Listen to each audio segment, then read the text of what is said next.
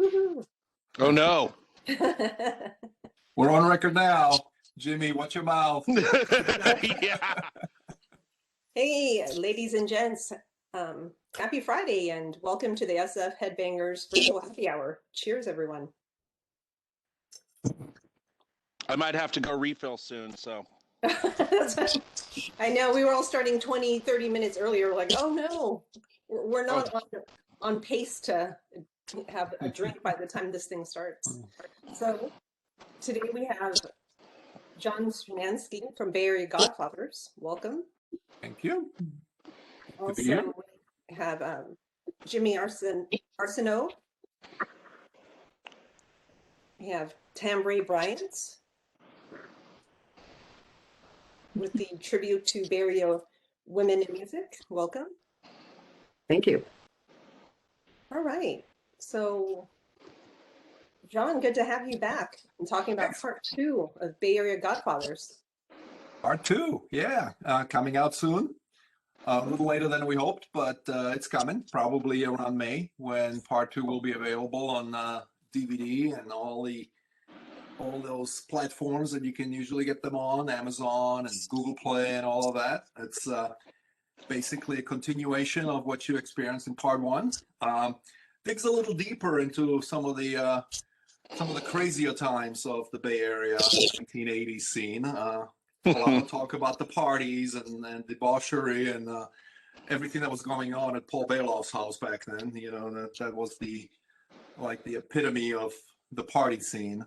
You know, we had so much material. Once we were done with all the interviews and all the footage, I think we had over 100 hours, right? So we, you know, when we started editing and when Danny was starting to do the editing, it was a tremendous amount of work, and he did such a fantastic job to bring this down to the almost 4 hours that we now have in part 1 and part 2 combined. And some of the stuff that we really try to focus on in part 2, other than the whole debauchery piece and the parties, is we also try to take a closer look at some of the bands that had the most impact. You know, so we talked about Metallica and Exodus and YNT and Vicious Rumors, Las Rocket. You know, so we spent a little more time talking about those bands because we felt those were some of the most impactful of the acts from that era that influenced not just the San Francisco scene, but really gained the Bay Area international acclaim all around the world. So a lot of good fun, great conclusion. We're all tied together and kind of, you know, little tear about missing the good old days at the end there, but a lot of fun stuff. And Jimmy, of course, is in the movie as well. You know, thanks for participating. It was awesome to have you in there as well. So, have you seen part 2 yet, Jimmy? Have you watched it? I loved it. I mean, it's like, you know, funny. You said you had over 100 hours. I think when I went and did my piece, we probably spent about 2 to 3 hours on camera. And the thing that aside from me being involved in it, the thing that I thought was the coolest was I loved Murder in the Front Row, but it didn't feel as organic to me as these chapters in the Bay Area scene do. You know what I mean? Murder in the Front Row seemed to focus more on the bigger acts where we talked about bands that were completely forgotten by many people. And I thought that was a lot more true to what happened in the scene.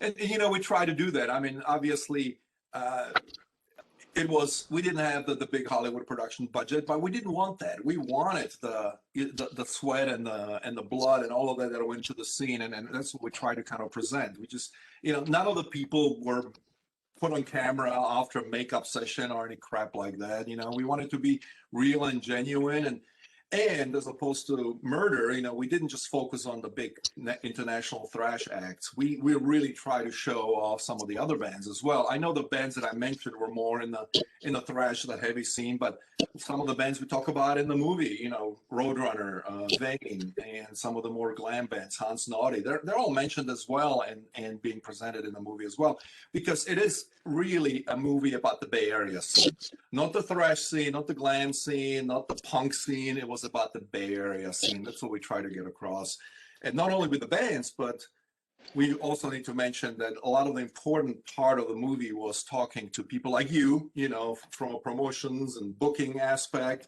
as well as record company owners like Burkhardt, you know, rest in peace, from the Record Exchange up in Walnut Creek, and people like that were also an important piece of putting that whole scene into perspective and putting it all together. Well, it's just like I said, you're right. And why would you make it, you know, polished Hollywood production? I mean, I remember getting flyers from bands that they had done in pencil and then Xeroxed, you know, and that was like, it, yeah, exactly. It, like that was the scene. It was whatever you could do to make the show happen. It happened, and it was messy sometimes. So, Yeah, I don't even know who did this one, you know, but I love it. I'm glad I found it. Yes, this is a print from a scanned copy. It's not the original paper, but you know, Metal Rendezvous obviously was the magazine that I was editor of at the time, and I was booking these shows in Monterey. This one here with now, you know, we're gonna have Mark McGee on in a little bit, right? So he's gonna join us shortly.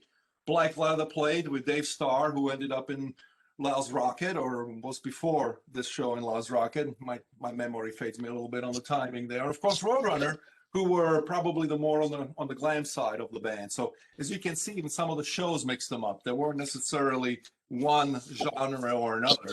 They were a little more adventurous in mixing up some of these bands. Yeah. right. Yeah, no, it did give a very good flavor of how it was back in the day. Looking at Bam Magazine, you talk about Craig Bearhorse, Ruffians, all those bands. When you open the Bam Magazine and those magazines, those were the names that you saw like over and over. Yeah. So it was really, I mean, that's why you guys led definitely a huge era of authenticity, because when I saw all of those bands mentioned, I'm like, oh my gosh, yes, you know, just triggers all of those memories, just looking at, you know, the flyers and all the ads like in BAM. So. Yeah.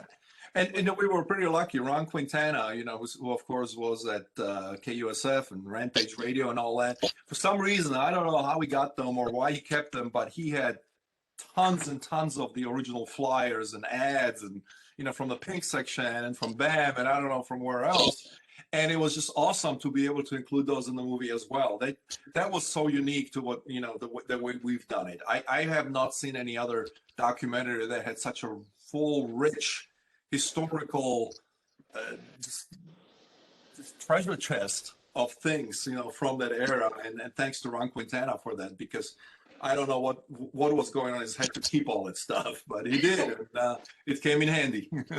Yeah, and yeah, he added a lot to the documentary too. His energy, and I mean, he was there for all of it pretty much. So it's really great. It was really great. Yeah, we're a little more removed, you know, us being based out in Monterey. We had to travel for each and every one of these events, but kept us in a little different. So we kept a little different perspective, just a little bit from the outside looking in, not just being embedded 100% in it, but we were able to remove ourselves and look at it more a little with a more little critical eye, and really pick out a lot of the talent and aim for that. And I think that's shown in the movie as well. Jimmy, you were about to say something there. Yeah, I was going to say Ron Quintana will post a flyer of a show that I did that I had completely forgotten about. Yeah. You know, and it's just like that guy has, like, I want to go to his shop one day and just go through all of his stuff, because I know it's going to be like mind bending. Yeah. Indeed. It was good. It was good. Another thing that led to the authenticity was partnering with Ace and Danny Shipman. Yep. I think, and Hugh. That was huge, because you could tell at first when it started, it's like, we're not from here, but this is how it was. But then, you know, you tap like the godfathers of the scene, people that actually captured stuff, videoed stuff, interviewed people. back in the day. So that really, you really hit it home with that one. So Yeah, Danny and Ace and those guys. Same thing like Ron. I mean, they have a treasure chest of materials that we were able to borrow and utilize in the movie in terms of videos, you know, from his TV show. Yeah, I met Danny. Of course, I've known Danny and Quintana as, you know, since the early 80s. And of course, Bob Nalbadian, who was based down in Los Angeles, but I've known Bob since the very early days. He was actually one of my writers for Metal Rendezvous. That's how I got to meet him. oh, okay. With him. So he was one of my contributors, and we stayed in touch throughout these decades. And when it was time to make the movie, it was kind of a natural dynamic that he and I kind of connected and then moved forward and looked for people like Ron Quintana and Danny Shipman and those. Again, one of the most exciting things and challenging things were trying to find all the people we wanted to interview. Obviously, you know, many of them have moved all over the, you know, all of the country. Some of them are still doing their thing. You know, you talk about Vicious Rumors and Exodus and their Testament, they're still going strong. And some of them moved on, but we tracked down a lot of people from all walks of life. And it was really exciting to me to see the energy and the enthusiasm that they really wanted to participate in this. And that was really cool. I don't think anybody who I approached and asked said no. Everybody said, yes, I want to be part of this. And it was just so cool and so great to see. Actually, yeah, you answered my question. My question was, is there anyone that got missed or declined or? And not declined, missed. Yeah, you know, in hindsight, you always wonder, God, why didn't we get hold of such and such? The first one that comes to mind is I wish we had gotten hold of Tony Isabella, for example. You know, I think she was very instrumental in building the scene in the old Waldorf and those kind of venues in the early days. So I think it would have been great to have her on, but it was kind of, for some reason, it just never happened. Not because she said no, it's we just never were in a position to actually ask her, you know. Jazz Obrecht, the name I don't know if you're familiar with. You know, he was the editor of Guitar Player magazine, and I think he was instrumental. He worked very closely with Mike Varney on giving a lot of these guitar players a place to kind of show their stuff, you know, in his magazine. He actually contributed to Metal Rendezvous a couple of times as well, right? And he was very helpful to me in building what I was trying to build at the time. He would have been interesting too. So again, it wasn't that they said no. It was just in hindsight, some names kept coming up. It's like, damn, why didn't we think of those names when we were putting a list together of who we want all in the movie? Yeah. Okay, thanks. Yeah. So John, I know we're still in the quarantine lockdown, so you cannot travel to talk to folks and stuff, but do you have something like on the roadmap for the future or? You know, Bob, I know Bob is ambitious and he wants to continue the Inside Metal series. Rightly so. There's still a lot to tell, not necessarily about the Bay Area, but, you know, the world is his oyster. And I know that he's been talking about doing something in New York at some point. And then he can go over to Europe. And, you know, Europe was just another tremendous hotbed of talent. New York, there's other people other than me that probably are more appropriate to help him with that scene. I was more a West Coast guy, but my roots are definitely in Europe. So when we decide to do something in Europe, I definitely want to take part of that because I still have very strong connection in Germany and in England and France and those kind of places. So that would be a fun one to do. Definitely a fun one to do. It's going to be a lot more money. You know, travel to Europe isn't quite as easy, especially nowadays, but hopefully it'll change, but not quite as easy as me coming to the Bay Area. I'm living in Texas now, but I flew out a number of times to the Bay Area to do this with Bob, and Bob lives down in San Jose now. But Europe would be a blast. So hopefully that's going to come together at some point in the near future. Okay. What are some, so you mentioned you're from Germany. What are some German bands that you would like to cover in the future? Oh boy, there's so many. I mean, the German thrash scene was thriving in the mid '80s. You know, you're talking Destruction, Creator, Holy Moses was a band that I became really close to. I actually ended up managing them for a while. Great band. And then there are the more of the traditional metal bands like Accept and Scorpions. Do they belong in the movie? Maybe. except for sure. I mean, Scorpions may have been a little too far up, but they were still important to the overall heavy metal scene in Europe. And then you're talking about some of the bands, not just from Germany, but from Belgium and the Netherlands. There's Evil up in Sweden. You had Ostrogoth, and you can get real obscure, of course, but that's okay. That's part of the scene that we were covering, especially in my magazine, in Metal Rendezvous. We did a lot of European coverage as well. We were the first magazine, for example, to give Warlock a cover in America, when we got it back. And Doro Pesch was also instrumental and very popular in that era at the time. So those are the kind of names that we'll probably include in this if we were to do a European one. Yeah. Okay.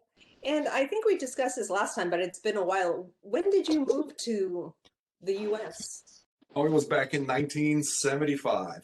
That's right. We moved and ended up in Washington, D.C. for a short while, and then moved out to California, down to Monterey, and stayed there till 2000 when I moved for job requirements. Moved a couple times, and now I'm in Texas. Yeah, but I did grow up. I discovered my music, in Germany. I was watching television. There was a show called Disco, of all things. This is before disco even was disco, right, as we know it. But it was a show on TV every month, and all the hits were being played on that show. It was a 1-hour show, and that's where I discovered Slade. Come On Feel the Noise was a song that changed my world, right, when I saw Slade.